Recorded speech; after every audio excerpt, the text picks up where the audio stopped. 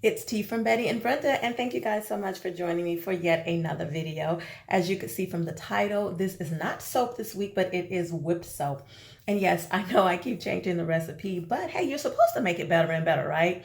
So the last one I posted was more like a stiffer, thicker recipe, but this week, this one is a creamier texture, and it just feels so good when you put it on your skin.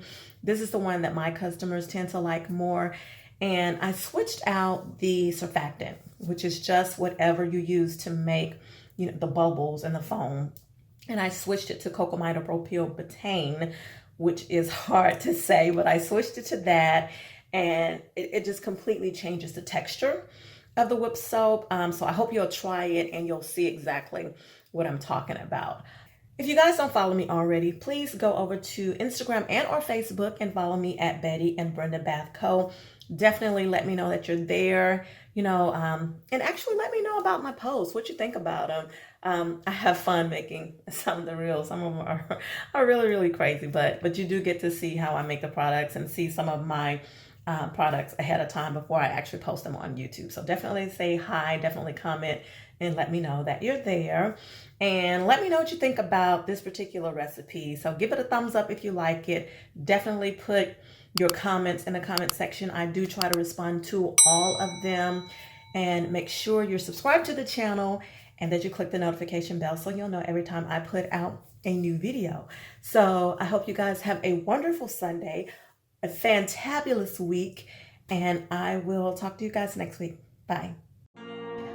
Okay guys, so here's the recipe that I'm using for this particular whipped soap. It is also in the description box, and you can definitely give it a try. As I stated, I'm changing out the surfactant that I used. I used Decyl glucoside on the last whipped soap recipe, and in this one I'm using the Cocamidopropyl Betaine to make this particular whipped soap. It's the change or the difference is that it's creamier now, and the other one was a little bit stiffer and harder. So it kind of just depends on your personal preference.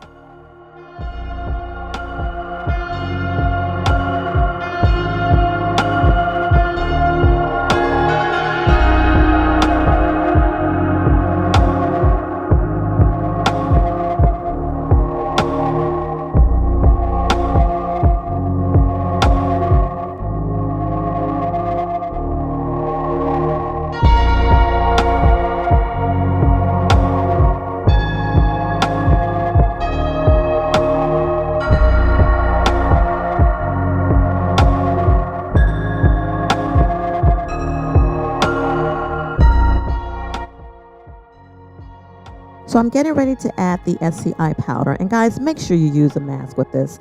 You do not want this to get stuck in your throat or your nose. And you can see all of the powder just fanning out as I pour it in. So always safety first. And after you get this powder in, you mix it very well. Put it on your double boiler. After it cools to a certain amount, you want to go ahead and put your preservative in. Your preservative will tell you what temperature it needs to go in. And then I personally like to let this sit overnight. So this is the next day, and I personally put oil in all my whipped soaps. I use olive oil because I know that everyone's skin can tolerate it, but you can use whatever oil you like. And since this is a turmeric and lemon whipped soap, I'm adding turmeric. I use the oil instead of the powder. It's just a personal preference, no particular reason. You can definitely use the powder, but either way, make sure you don't use too much. If you use too much, your lather will be yellow. It won't be white, it will be yellow. Now, I don't actually whip my whipped soap. I just take it out of the bowl overnight, and then I just mix it in with my spatula. And the reason why is because I don't like for it to deflate when it's shipping. I like to give my customers as much product as I can.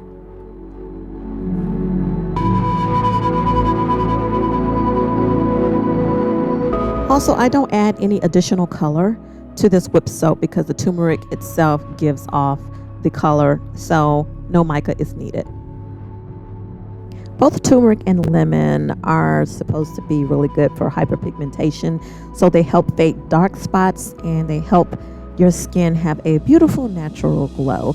And that's why I like to combine them together to make this whip soap.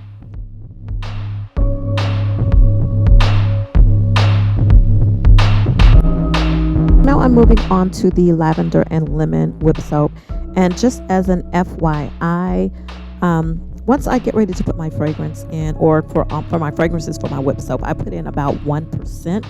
Definitely check your manufacturer and see how much fragrance you can put in for whatever essential oil or fragrance you're using.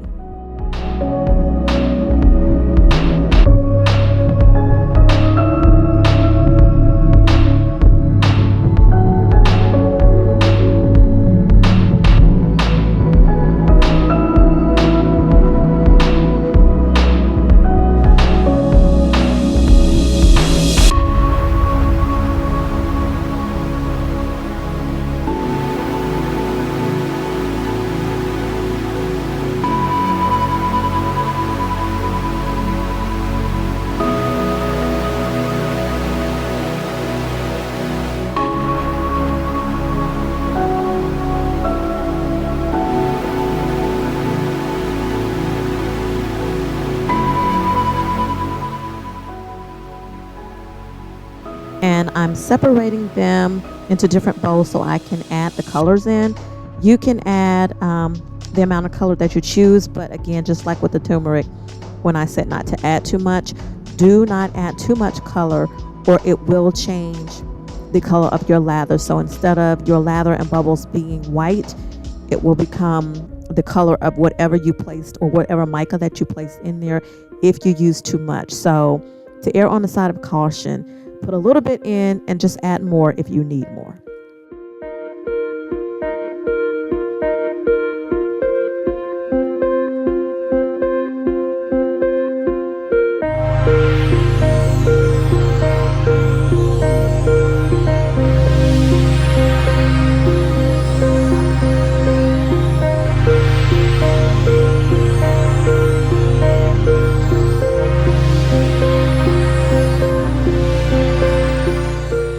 When I place my piping bag, I use one of my big smoothie cups that I no longer use for smoothies. And of course you place the bag in there and then you place it over the sides. And to make sure that my colors stay on either side, I place one half of the color on one side of the bag and the other half on the other side of the bag, and then slowly try to push them down to get the equal amounts at the bottom. I didn't do such a great job with this one, but you will still see that the purple stays on the purple side and then the yellow stays on the yellow side.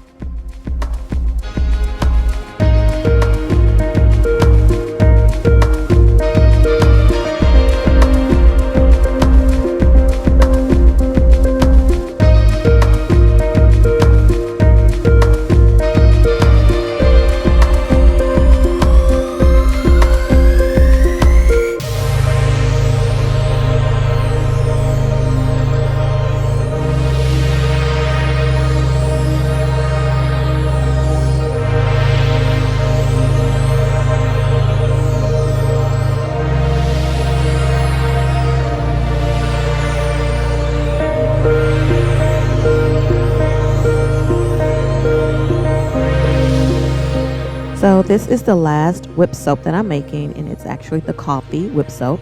I started off with my oil as I normally do, and for this one I actually leave it unscented, so I don't put a fragrance in, so those with even the most sensitive skin can use this one. Now I put a little bit of color in here. It's a honey blush, so I put a little more than I normally would because it's such a light color and I need it to pick up.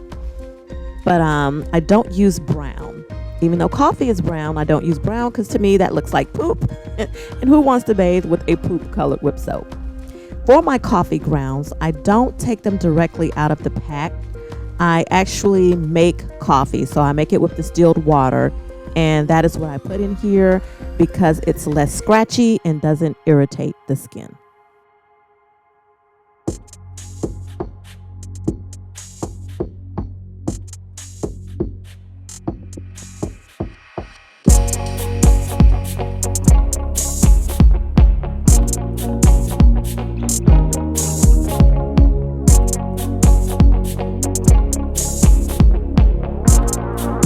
If you'd like to try either one of these, I am giving you guys a 25% off your full purchase of any of my products on bettyandbrenda.com. Just enter code YT25 and at Twip Soap or anything else I have available.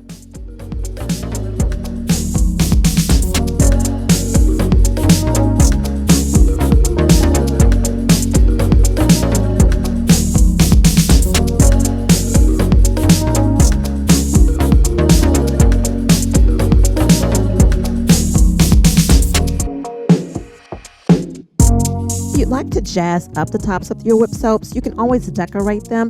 In this particular instance, I'm showing you a little lemon soap that I'm putting on now. Now, this is a melt and pour. You can use those, but just be aware that they will sweat and sometimes leave watery crystals on the top. So I really like to use my cold process embeds on the top instead. But you can also add other things like flowers. You can add jojoba beads, anything like that. But that's it for me, guys. I hope you enjoyed the video. Just know that these will be available on bettyandbrenda.com on Monday. Use your 25% off code to get 25% off your entire purchase. Give this video a thumbs up. Subscribe to the channel. Click the notification bell so you'll know every time I put out a video. And stay tuned. I'm showing you a lather test at the end. I will talk to you guys next week. Bye.